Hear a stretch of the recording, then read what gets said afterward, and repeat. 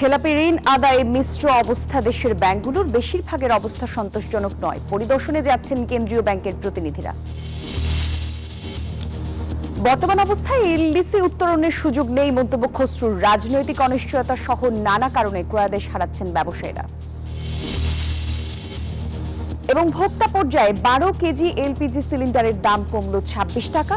বগুড়ায় পেঁয়াজের সেঞ্চুরি, কেজিতে দাম বেড়েছে 20 থেকে 25 টাকা।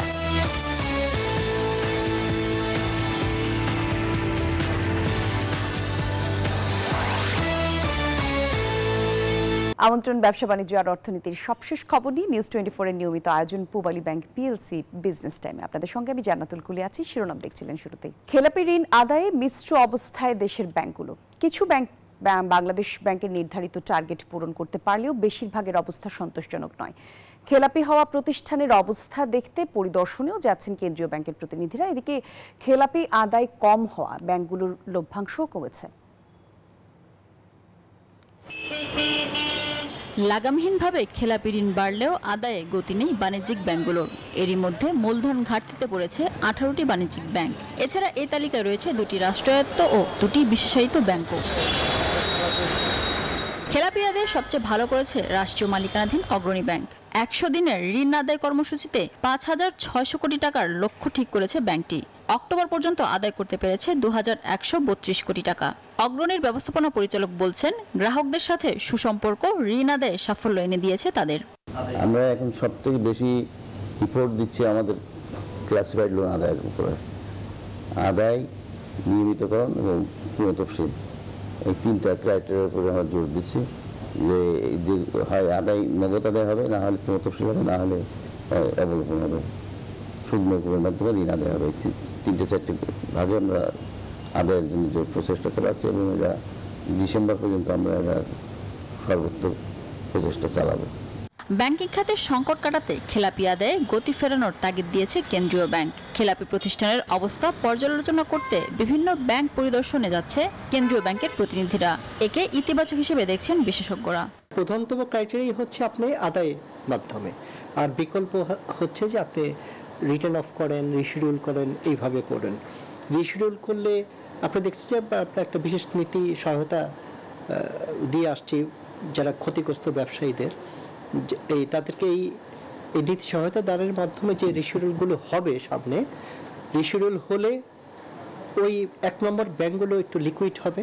আয়ের সাথে ব্যয়ের একটা সংযোগ থাকে, অর্থাৎ এখানে কিন্তু যে ক্যামেল যেটা বলা হয় যে ক্যাপিটাল অ্যাডিকুয়েসি, মূলধন পর্যাপ্ত কিনা, বেশিরভাগ এই দুর্বল ব্যাংকগুলোতে মূলধন অপর্যাপ্ত থাকে। তাদের অ্যাসেট কতখানি আছে সেখানেও দুর্বলতা আছে। তাদের যে খরচ হয়, দেখা যায় যে প্রশাসনিক অপারেশনাল ব্যয় অনেক বেশি থাকে। তো এই সমস্ত কিন্তু বন্ধ করতে হবে। খেলাপি ঋণ আদায় কম হয় ব্যাংকগুলোর লভ্যাংশও কমে গেছে। সংশ্লিষ্টরা বলছেন, ঋণ খেলাপিদের বিরুদ্ধে কঠোর ব্যবস্থা নিলেই ব্যাংকের প্রতি আস্থা বাড়বে গ্রাহকদের। এতে আমানত বাড়ার পাশাপাশি বাড়বে বাণিজ্যিক কার্যক্রমও। মিনা ফেরদাউস, নিউজ 24, ঢাকা। দেশের আর্থিক খাত ভেঙে পড়েছে। এলসি খোলার টাকা নেই ব্যবসায়ীদের কাছে, নেই বিনিয়োগের পরিবেশও। আর এমন অবস্থায় এলডিসি উত্তোলনের সুযোগ নেই বলে মন্তব্য করেছেন বিএনপির স্থায়ী কমিটির সদস্য আমির খসরু মাহমুদ চৌধুরী। রাজধানীতে বাংলাদেশ গার্মেন্টস বোয়িং অ্যাসোসিয়েশন বিজিবিএ আয়োজিত সেমিনারে তিনি আরও বলেন, দেশে এখনও গণতন্ত্রের উত্তরণ হয়নি। এ সময় ব্যবসায়ী নেতারা অভিযোগ করেন, রাজনৈতিক অনিশ্চয়তা, জ্বালানি সংকট সহ নানা কারণে ক্রয়াদেশ হারাচ্ছেন তারা। রাজনৈতিক অনিশ্চয়তা, ব্যাংক খাতের সংকট ও উচ্চ সুদহার, যুক্তরাষ্ট্রের শুল্ক চাপ এবং জ্বালানি নিরাপত্তার অভাব সহ নানা সংকটে দেশের অর্থনীতি। এর মধ্যে 2026 সালে হতে যাচ্ছে এলডিসি গ্র্যাজুয়েশন। তবে অর্থনীতির বিভিন্ন সূচকে বহুমুখী চাপ থাকা অবস্থায় এলডিসি উত্তোলন আত্মঘাতী সিদ্ধান্ত বলছেন ব্যবসায়ীরা। তাদের অভিযোগ, রাজনৈতিক অনিশ্চয়তা সংকটে ফেলেছে তাদের। We know that আমাদের garment sector is now in deep trouble এবং অর্ডারস আপনারা দেখতে পাচ্ছেন যে গত 3 মাসে 6% ডিক্লাইন। কোন সময় আমাদের ইলেকট্রিসিটির সমস্যা, কোন সময় আমাদের লেবারের সমস্যা বা এফিশিয়েন্সির সমস্যা, নানা সমস্যাগুলো নিয়ে কিন্তু আমরা প্রতিনিয়ত না, মোটামুটি সব সময় এটা চলছে। আমাদের কিন্তু কোনো এই ইন্ডাস্ট্রি কিন্তু আমরা সিকিউরিটি বলতে পারছি না। যেটা সবচেয়ে বড় দামি জিনিস আমরা হারাচ্ছি সেটা হচ্ছে রেপুটেশন। আগে যেরকম পরিসংখ্যান নিয়ে বিগত সরকারের সময় খেলাধুলা হয়েছে, এটা এখন আবার চালু হয়ে গেছে। আমরা যথেষ্ট দেখে ফেলাইছি আপনারা ভাই নির্বাচন দিয়ে আমাদেরকে অবমুক্তি দেন, আমরা একটু ভালোভাবে ব্যবসা বাণিজ্য করতে চাই। অনুষ্ঠানে যোগ দিয়ে বিএনপির স্থায়ী কমিটির সদস্য আমির খসরু মাহমুদ বলেন, দেশের আর্থিক খাত ভেঙে পড়েছে, সংকটে পড়েছে অর্থনীতি। তার মতে এমন বাস্তবতায় এলডিসি থেকে উত্তরণের কোনো সুযোগ নেই। গ্র্যাজুয়েশনে যেতে হলে আপনার ফাইন্যান্সিয়াল সেক্টরের অবস্থাটা আপনি অনুধাবন করেছেন। বাংলাদেশের ফাইন্যান্সিয়াল সেক্টর কোথায় আছে? ব্যাংকের টাকা আছে? তা আপনার ফিনান্সিয়াল সেক্টরের টোটাল ইনস্টেবিলিটি ডোলড্রাম কমপ্লিটলি। ফিনান্সিয়াল সেক্টরের স্টেবিলিটি, আপনার কি কোনো ক্যাপিটাল মার্কেট আছে? আমাদের প্রথম জব হচ্ছে ডিরেগুলেট করা। বিএনপির এই নেতা আরো বলেন, দেশে গণতন্ত্রের উত্তরণের সংকট কাটেনি এখনো। জনগণের কাছে দায়বদ্ধতা না থাকায় এমন পরিস্থিতির সৃষ্টি হয়েছে বলে মন্তব্য করেন তিনি। কারণ unless you have an elected government যেটা জনগণের কাছে দায়বদ্ধ থাকে, ব্যবসায়ীদের কাছে দায়বদ্ধ থাকবে, সর্বস্তরের মানুষের কাছে দায়বদ্ধতা থাকবে। আর দায়বদ্ধতা কোথায় থাকে? যখন একটা সমস্যা হয়তো পার্লামেন্টে আলোচনা হয়, পার্লামেন্টের বাইরে আলোচনা হয়, যারা নির্বাচিত তাদেরকে জনগণের কাছে জবাব দিয়েই হতে হয়। সো আপনাকে তো একটা নির্বাচিত সরকার ছাড়া 14-15 মাস চলতেছে। আমরা এখনো গণতন্ত্র উত্তরণ হয় নাই কিন্তু বাংলাদেশ। বিনিয়োগের পরিবেশ ফেরাতে নির্বাচিত সরকারের কোনো বিকল্প নেই বলে মত দেন বক্তারা। রিয়াদ সুমন, নিউজ 24, ঢাকা। ভোক্তা পর্যায়ে আরেক দফা কমানো হলো তরলকৃত পেট্রোলিয়াম গ্যাস এলপিজির দাম। নভেম্বর মাসের জন্য 12 কেজি এলপিজি সিলিন্ডারের দাম 26 টাকা কমিয়ে 1215 টাকা নির্ধারণ করা হয়েছে। রোববার দাম কমানোর নতুন ঘোষণা দিয়েছে Bangladesh energy regulatory commission BERC. আজ সন্ধ্যা 6টা থেকেই নতুন দাম কার্যকর হবে বলে জানিয়েছে সংস্থাটি। বিইআরসির চেয়ারম্যান জালাল আহমেদ জানান, নভেম্বর মাসের জন্য 12 কেজি এলপিজির দাম 1241 টাকা থেকে 26 টাকা কমিয়ে 1215 টাকা নির্ধারণ করা হয়েছে। একই সঙ্গে অটোগ্যাসের দামও কমিয়েছে বিইআরসি। নভেম্বর মাসে ভোক্তা পর্যায়ে 1 টাকা 19 পয়সা কমিয়ে অটোগ্যাসের মূসক সহ দাম প্রতি লিটার 55 টাকা 58 পয়সা নির্ধারণ করা হয়েছে।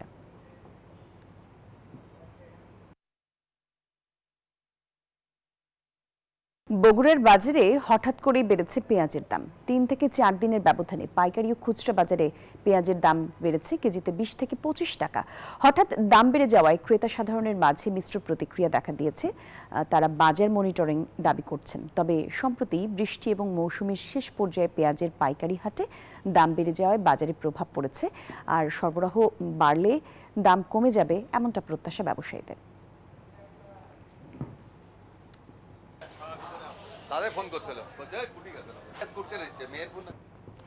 দেশের বাজারে আবারও স্বর্ণের দাম বাড়িয়েছে বাংলাদেশ জুয়েলার্স অ্যাসোসিয়েশন বাজুস। এবার ভরিতে 1680 টাকা বাড়িয়ে 22 ক্যারেট প্রতি ভরি স্বর্ণের নতুন দাম 2,01,776 টাকা নির্ধারণ করা হয়েছে, যে আজ থেকে কার্যকর হবে। শনিবার রাতে বাজুসের বিজ্ঞপ্তিতে নতুন দাম বাড়ানোর বিষয়টি জানানো হয়েছে। আর বিজ্ঞপ্তিতে আরও বলা হয়েছে, তেজাবি সোনার দাম বৃদ্ধি পাওয়ার কারণেই সোনার দাম বেড়েছে।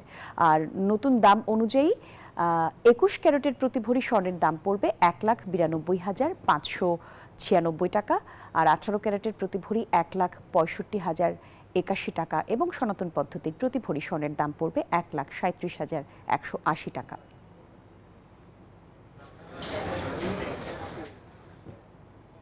Mobile financial service MFS bank এবং পেমেন্ট সার্ভিস প্রোভাইডার PSP এর মধ্যে আন্তঃলেনদেন চালু হয়েছে 1 নভেম্বর থেকে। তবে সবচেয়ে বড় দুই MFS প্রতিষ্ঠান বিকাশ ও নগদ এই সেবা চালু করতে পারেনি, এমনকি রকেটও সেবাটি চালু করতে পারেনি। ফলে বেশিরভাগ ব্যবহারকারী এই সেবার বাইরে রয়ে গেছে।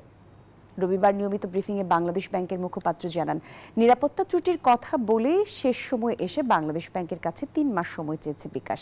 আর নগদকে আনা যাচ্ছে না আইনি জটিলতার কারণে। তবে আজ গভর্নরের সাথে বৈঠক শেষে বিকাশের বিষয়ে সিদ্ধান্ত নেওয়া হবে। দেশের ব্যাংক, MFS ও PSP মিলে 10টি প্রতিষ্ঠান এই সেবা চালু করছে।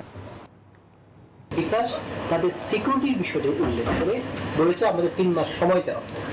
নগদের বিষয়টা আইনগত জটিলতার কারণে আমরা আপাতত সিদ্ধান্ত নিয়েছি না দেওয়ার। তবে সেই সিদ্ধান্ত আজকে গভর্নর স্যার আসবেন, তার সাথে বিষয়টি নিয়ে আলাপ করেও আমরা চূড়ান্ত সিদ্ধান্ত দিই। তবে নগদের সাথে 2-3 কোটি গ্রাহক তো তাদের রয়েছে, অর্থাৎ তাদের সেই সকল গ্রাহকের সেবা প্রাপ্তির বিষয়টাও বাংলাদেশ ব্যাংককে মাথায় রাখতে হবে। মূল্যসূচকের পতনে লেনদেন শেষ হয়েছে ঢাকার পুঁজিবাজারে। এছাড়া অধিকাংশ কোম্পানির শেয়ার বদল কমেছে আর টাকার অঙ্কে লেনদেন বেড়েছে। রোববার সপ্তাহের প্রথম কার্যদিবসের শেষে ডিএসইতে সবকটি সূচকের মান কমেছে। প্রধান সূচক DSEX 6 পয়েন্ট কমে অবস্থান নেয় 5115 পয়েন্টে। সূচক কমলেও এই দিন ডিএসইতে লেনদেন 68 কোটি টাকা বেড়েছে। এছাড়া হাত বদল হওয়া শেয়ার এবং মিউচুয়াল ফান্ড ইউনিটের মধ্যে দাম বেড়েছে 128টির, কমেছে 260টির এবং অপরিবর্তিত রয়েছে 7টি কোম্পানি শেয়ারের দাম। অন্যদিকে দেশের অপর পুঁজিবাজার সিএসইতে সার্বিক সূচক CSPI 27 পয়েন্ট বেড়েছে আর লেনদেন প্রায় 1.5 কোটি টাকা বেড়েছে।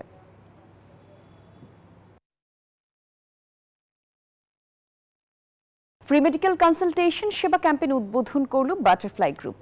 রবিবার এক সংবাদ বিজ্ঞপ্তিতে জানানো হয়, গ্রাহকদের স্বাস্থ্যসেবা এবং সার্বিক কল্যাণ নিশ্চিত করতে বাটারফ্লাই গ্রুপ সম্প্রতি উদ্বোধন করেছে নতুন উদ্যোগ ভালো থাকুন সব সময়। সকল নতুন এবং পুরাতন বাটারফ্লাই গ্রাহকরা 24 ঘন্টা সপ্তাহে 7 দিন বিনামূল্যে টেলিমেডিসিন কনসালটেশন সেবা গ্রহণ করতে পারবেন। শেষ করছি পূবালী ব্যাংক PLC বিজনেস টাইমের এখনকার আয়োজন। সঙ্গে ছিলেন যারা, ধন্যবাদ সবাইকে।